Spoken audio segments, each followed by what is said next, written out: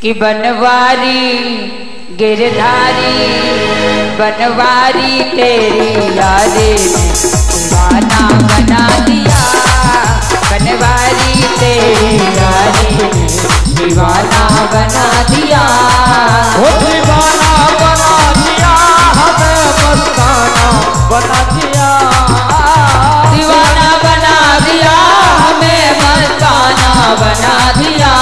ओ दीवाना बना दिया हमें मस्ताना बना दिया। दीवाना बना दिया हमें मस्ताना बना दिया। और एक मिनट सभी भक्त लोग मीठी मीठी तालियां बजाएं, हाथ सभी लोग उठाएं और मीठी मीठी तालियां बजाते हुए कहें क्या? हो बनवारी गिरधारी बनवारी तेरी यारी ने दीवाना बना दिया। बनवारी तेरी यारी ने दीवाना बना दिया। गिरधारी तेरी यारी ने दीवाना बना दिया।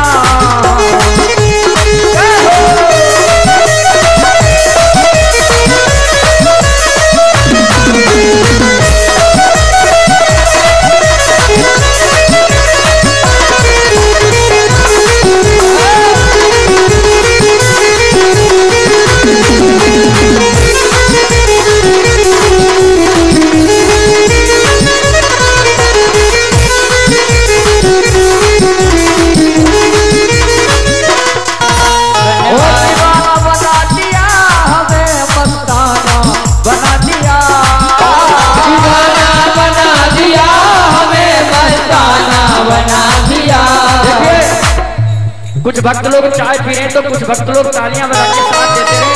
सभी माताएं मैंने हाथ उठाए और भैया लोग भी और मीठी मीठी तालियां बजाते हुए कहें क्या? हो दीवाना बना दिया हमें मस्ताना बना दिया। दीवाना बना दिया हमें मस्ताना बना दिया। बनवारी गिरधारी बनवारी तेरी यारी बनवारी तेरी यारी ने दीवाना बना दिया। बनवारी तेरी यारी ने दीवाना बना दिया। बनवारी तेरी यारी ने दीवाना बना दिया।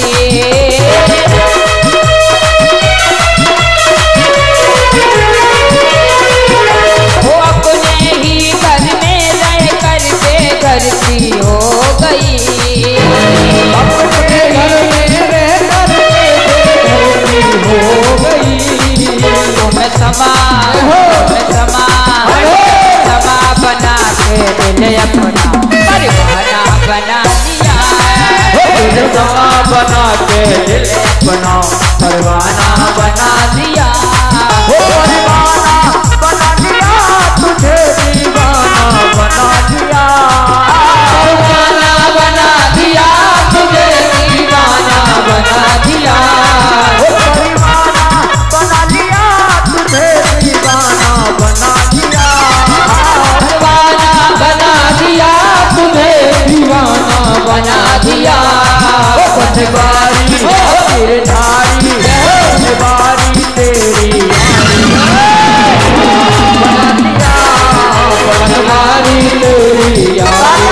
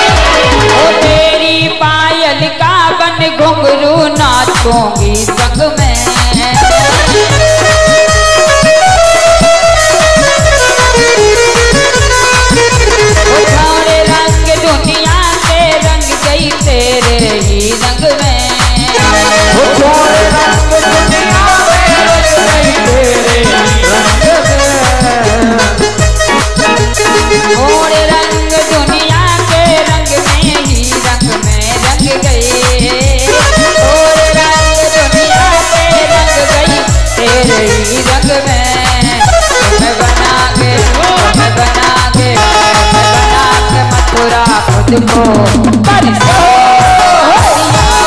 तुम बना के मथुरा मुझको बरसाना बना दिया। बरसाना बना दिया तूने, बरसाना बना दिया। बरसाना बना दिया तुझे, बरसाना बना दिया। बरसाना बना दिया तुझे, बरसाना बना दिया। बरसाना बना दिया तुझे, बरसाना बना दिया। गिरधारी गिरधारी गिरधारी तेरी यारी, दीवारी तेरी यारी दीवाना बना दिया। गिरधारी तेरी यारी बना दिया। दीवारी तेरी यारी दीवाना बना दिया। मस्ताना बना दिया, दीवाना बना दिया। बरसाना बना दिया, बना दिया। यारी तेरी यारी वृंदावन बिहारी लाल की जय हो। माता पार्वती के गले में जो फूलों का हार पड़ा था, आशीर्वाद के रूप में माता जानकी की गोद में जा गिरा और दिव्य आशीर्वाद दिया कि सुनसी सत्य शेष हमारी और पूजहि मन कामना तुम्हारी। सुंदर आशीर्वाद दिया कि जिस कामना के लिए आई हो वो कामना पूरी होगी। और माता पार्वती जानकी जी से क्या कहती हैं, देखिए पार्वती के सामने सीता जी ने दूल्हा यानी वर नहीं मांगा कि मुझे सुंदर वर चाहिए, पर हृदय की बात समझ गई और पार्वती मैया कह रही है, हे जानकी कि मन जाहि राज्यो मिलहि सोबर सहज सुंदर सागरो करुणा निधान सुजान शील स्नेह जानत रावर। मनु जाहि राज्यो मिलहि सोबर सहज सुंदर सागरो करुणा निधान सुजान शील स्नेह जानत रावर। कई बात गौर शेष सुनसी कई हर यदि तुलसी भवानी को जपुन मुदित मन मंदिर कर। तुलसी भवानी को न पुन मुदित मन मंदिर कर। जान गौर अनुकूल सियई हरस न जाहि कही। मंजुल मंगल मूल और वाम अंग फरकने लगे। दिव्य आशीर्वाद दिया, मन जाहि राज्य मिलहि सोबरु सहेज सुंदर सावरो करुणा निधान सुजान शील स्नेह जानत रावरो। हे सीता जी, जितना प्रेम तुम राम जी से करती हो उतना ही प्रेम राम जी भी तुमसे करते हैं। और जो करुणा निधान भगवान का नाम पड़ा है, पार्वती जी ने सीता जी से कहा है कि आज के बाद तुम राम जी को राम नहीं बल्कि करुणा निधान कह करके बुलाओगी। इसीलिए हनुमंत लाल जब मुद्रिका लेकर के लंका में गए तो सीता जी से कहा सत्य शपथ करुणा निधान की। करुणा निधान नाम पार्वती जी ने सीता जी को दिया, सीता जी ने रामचंद्र जी को दिया। दिव्य आशीर्वाद लेकर के माता जानकी पुनः सखियों के साथ अपने महल में आई। इधर राम लक्ष्मण अपने गुरुदेव जी के पास पहुंचे। गुरुदेव ने दोनों को आशीर्वाद दिया कि सुकल मनोरथ होई तुम्हारे और राम लखन सुन भय सुखारे। राम और लक्ष्मण दोनों को आशीर्वाद दिया। राम और लक्ष्मण दोनों को आशीर्वाद क्यों दिया? क्योंकि राम जी को देखने सीता आई थी और लक्ष्मण को देखने उर्मिला आई थी वाटिका में, इसलिए राम लखन सुन भय सुखारे दोनों को आशीर्वाद दिया। इधर पुष्प लेकर के आए, गुरुदेव ने पूजा वंदन की। प्रातः काल महाराज जनक जी ने सतानंद जी से कहा कि जाओ राम और लक्ष्मण और विश्वामित्र जी को लेकर के आओ। सतानंद पद बंद प्रभु बैठे गुरु पही जायो, चलहु तात मुनि कहु तब पठवा जनक बुलाए। महाराज आप हमारे साथ चलिए, आपको महाराज जनक जी ने बुलाया है। उसी समय विश्वामित्र जी महाराज उठ करके श्री रामचंद्र जी के साथ कहाँ पधारे? महाराज जनक के महल में धनुष यज्ञ में विश्वामित्र जी जिस समय चले तो रंग भूमिया ये दो भाई, रंग भूमिया ये दो भाई, सोने सावन पूर्वासन पाए, सोने सावन पूर्वासन पाए।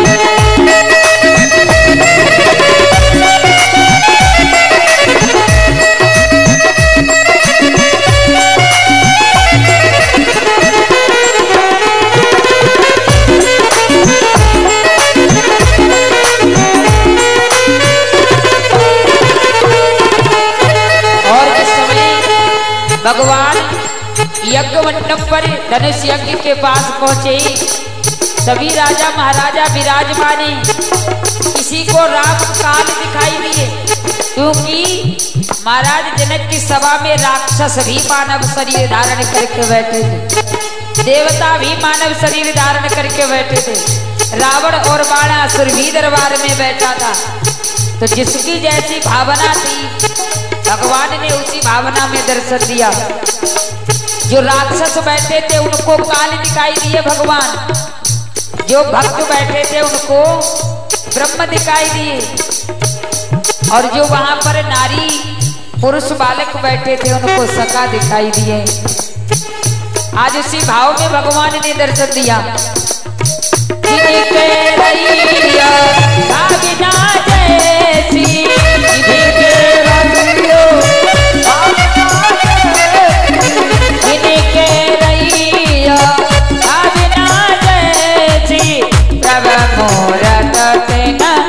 देखी कैसे जब मूरत देखी जब मूरत देखी कैसे।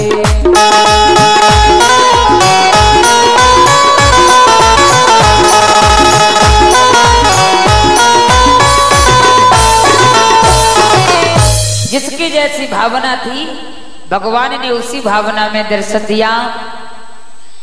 महाराज जनक जी ने विश्वामित्र जी का सबसे सुंदर आसन बनाया था, और इतना सुंदर आसन बनाया कि सब मंचन ते मंच एक, और सुंदर विशद विशाल, और मुनि समेत दो बंद तहां बैठा रे महिपाल। सबसे सुंदर आसन था। उसी आसन पर विश्वामित्र जी महाराज को प्रभु राघवेंद्र सरकार भैया लक्ष्मण जी को बिठा दिया। आज सारी सभा राम जी को देख करके हंस रही है। जो वहां पर राक्षस बैठे थे उन्होंने सोचा कि ये भी धनुष को तोड़ने आए हैं। अरे महाराज जनक जी का इतना बड़ा धनुष, और ये छोटे छोटे बालक कैसे धनुष को तोड़ सकते हैं। तो जिसकी जैसी भावना थी भगवान ने उसी भावना में कार्य किया। इधर सीता जी को बुलाने की आज्ञा दी। आइए कुछ दानदाताओं के नाम है। हमारे प्रदीप भैया बीरमपुर से 51 रुपए, रंजीत भैया बीरमपुर से 51 रुपए, रामू भैया बीरमपुर से 51 रुपए। इन सभी भक्तों ने भगवान के चरणों में दान किया है। भूत भावन भोलेनाथ सदैव अपनी कृपा दृष्टि बनाए रखें। बोलिए भक्तों और भगवान की जय। माता सीता सखियों के साथ में जिस समय दरबार में आई तो रंग वो में जब सिय पगुधारी, देख रूप मोहे नर नारी। जिस समय सीता जी दरबार में आई तो बाबा कहते रंग भूमि जब सिय पगुधारी देख रूप मोहे नर नारी। लोग इस चौपाई पर बड़ा तर्क करते हैं। ये नर और नारी किसके लिए शब्द आया है? नर है भगवान और नारी है सीता। आज सीता और राम जी को देख करके सारा समाज प्रसन्न हो गया। सिए चकित चित राम ही चाहा भय मोह बस सब नर नाहा। सीता राम जी को देख करके सब मोहित हो गए। माता जानकी सामने आसन पर जाकर के बैठ गई। बंदी जनों ने आकर के जनक जी की कीर्ति का बखान किया। महाराज जनक जी ने धनुष यज्ञ की प्रतिज्ञा क्यों की? महाराज जनक जी के यहाँ ये धनुष था। एक दिन महाराज जनक जी ने माता जानकी जी से कहा सीता जाओ और धनुष के आसपास लेप कर दो। माता जानकी जैसे ही अपने आसन पर बैठी, महाराज जनक जी ने कहा कि धनुष के आसपास लेप कर देना। महाराज जनक स्नान करने चले गए। सीता जी ने धनुष के आसपास गोबर से लेप कर दिया। सोचा धनुष के नीचे काफी दिन हो गए लेप नहीं हुआ, तो एक हाथ से धनुष को उठा लिया और धनुष के नीचे भी गोबर से लेप कर दिया। महाराज जनक जब लौट करके आए, महाराज जनक जी ने देखा कि धनुष के नीचे भी गोबर से लेप किया ही। जानकी किसने लेप किया? सीता मैया कहने लगी पिताजी बहुत दिन हो गए थे, धनुष के नीचे साफ सफाई नहीं थी, इसलिए मैंने एक हाथ से धनुष को उठाया और एक हाथ से गोबर से लेप कर दिया। महाराज जनक जी ने जिस समय सुना आश्चर्यचकित हो गए। धनुष के सामने प्रतिज्ञा कर ली कि इस धनुष को वही उठा सकता है जो जिसके अंदर शक्ति है। इसका मतलब ये शक्ति का अवतार है और इसको विवाह करने वाला शक्तिवान कहीं प्रकट हो चुका होगा। इसलिए महाराज जनक जी ने धनुष यज्ञ की प्रतिज्ञा की। बंदी जन ने आकर के जनक की कीर्ति का बखान किया। बोले बंदी बचनवर हो सकल महिपाल, मन विदेह कर कई हम भुजा उठायो साल। दोनों भुजाओं को उठा करके जनक की कीर्ति का बखान किया। इन्हें प्रभु जीवल वेद शिव धनु राहु, प्रभु जीवल वेद शिव धनु राहु, करहु कठोर विदित सबकाहु, करहु कठोर विदित सबकाहु।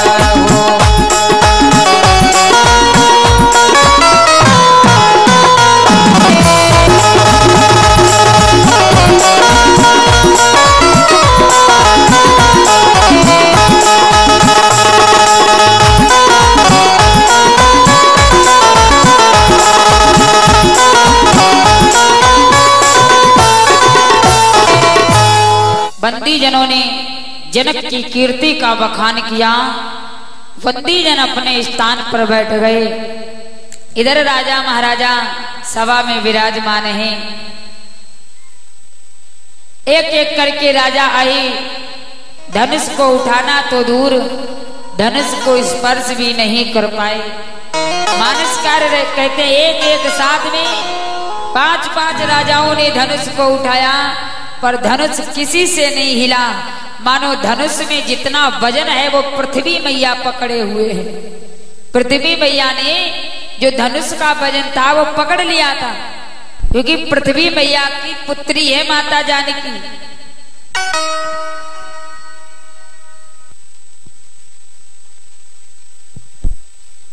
तो पृथ्वी मैया ने सोचा कि अगर इन राक्षसों ने धनुष उठा लिया तो फिर सीता जी का विवाह राक्षसों के साथ हो जाएगा, तो हम अपनी कन्या का विवाह राक्षस के साथ नहीं होने देंगे। इसलिए धनुष का वजन पृथ्वी मैया ने कस के पकड़ रखा था। एक एक करके राक्षस आए जो राजा का रूप बनाए बैठे थे। सभी आए पर धनुष को किसी ने उठा नहीं पाया। तो मानस कार्य लिखते हैं कि भूप सहेस 10 एक ही बारा, भूप सहेस 10 एक ही बारा, लगे उठावन कराए नगारा, लगे उठावन कराए नगारा, लगाई न सांप सरा शक्ति कैसे, लगाई न सांप कामे बचने सती मनो जय कामे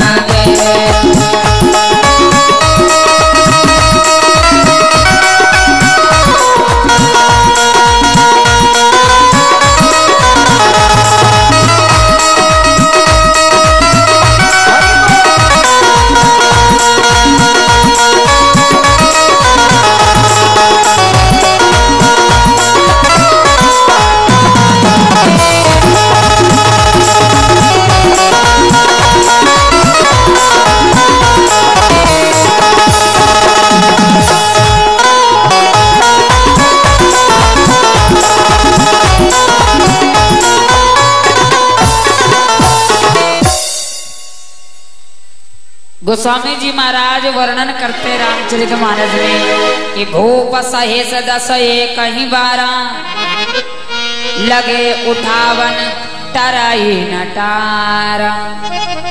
एक बार में लगभग 10,000 राजाओं ने धनुष उठाया। चौपाई के अनुसार एक बार में 10,000 राजाओं ने धनुष उठाया। विचार करो, 10,000 राजाओं ने धनुष उठाया तो 10,000 राजाओं की फिर 20,000 भुजाएं हो गई, और जिनकी 20,000 भुजाएं होंगी तो धनुष कितना बड़ा होगा। जब धनुष इतना बड़ा होगा तो जनक का महल कितना बड़ा होगा। पर चौपाई का अर्थ अलग निकलता है। भूप सहित 10 एक ही बारा, एक दिन में बारी बारी से लगभग 10,000 राजा धनुष उठा चुके थे। एक साथ नहीं, बारी बारी से एक एक करके राजा आए धनुष को उठाते गए। तो बारी बारी से 10,000 राजाओं ने धनुष उठाया। महाराज जनक जी ने देखा अब सभा में कोई नहीं बचा जो इस धनुष पर प्रतिज्ञा चढ़ा दे। महाराज जनक की प्रतिज्ञा थी कि धनुष पर जो प्रतिज्ञा चढ़ा दे उसी के साथ सीता का विवाह होगा। पर राम ने प्रतिज्ञा नहीं चढ़ाई, राम जी ने सीधे धनुष का खंडन ही कर दिया था। महाराज जनक जी ने सारी सभा को ललकार के कह दिया कि दीप दीप के भूपति नाना, आए सुने हम जो पन उठाना। दीप दीप के भूपति नाना, आए सुने हम जो पन उठाना। देव धनुज धर धनुष शरीर विपुल वीर आए,